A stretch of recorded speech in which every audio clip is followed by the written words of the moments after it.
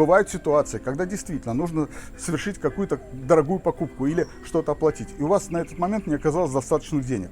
Если вы имеете стабильный доход и есть четкое обоснованное понимание, что вы без проблем сможете вернуть кредит, просто сейчас вот так понадобилось сконцентрировать значительную сумму денег, тогда возьмите кредит и оплатите эту вашу дорогую покупку, но приложите все усилия, чтобы как можно быстрее расстаться с этим кредитом, не жить с ним. Кредит не улучшает ваше эмоциональное состояние. При крайней необходимости можно взять кредит, но как можно быстрее его отдать.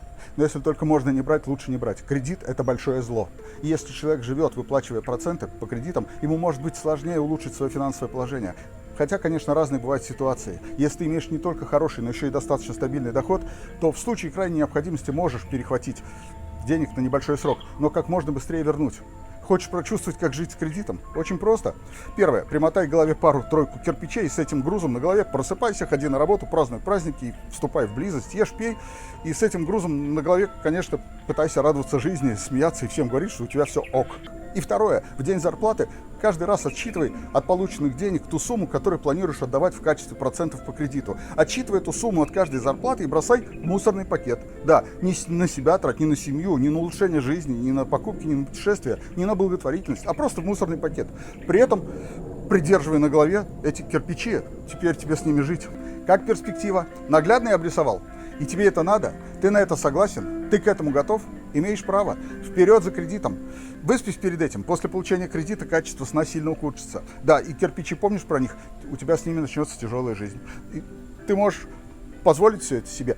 Хотя можешь просто поверить мне и не делать этого. Ты хочешь сам попробовать? Вперед. Маленькие и побольше мои видео смотри у меня на YouTube-канале. Подпишись, поставь лайк. И если поделишься в комментариях своими впечатлениями или опытом на эту тему, всем будет очень интересно. И, пожалуй, поделюсь еще некоторыми моими наблюдениями.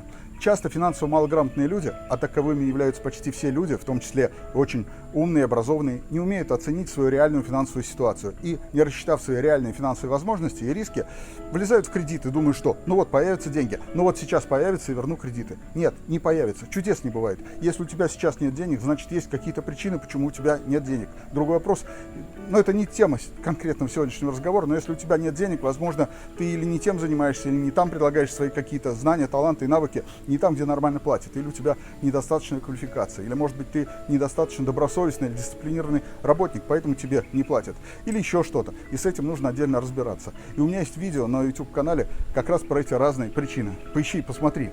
Но сейчас разговор о другом. О том, что если у тебя сегодня нет денег, если у тебя часто нет денег, если у тебя практически постоянно нет денег, то есть это твоя не случайная для тебя ситуация, это твое нормальное состояние под названием «нет денег», тогда это диагноз, и нужно с этим разбираться. Но в таком случае я тебе очень не советую брать какие-либо кредиты, не советую брать у кого-то в долг, потому что ты очень рискуешь подвести людей, которые тебя хотели выручить, или рискуешь получить проблемы с банком, но в обоих случаях подставишь себя.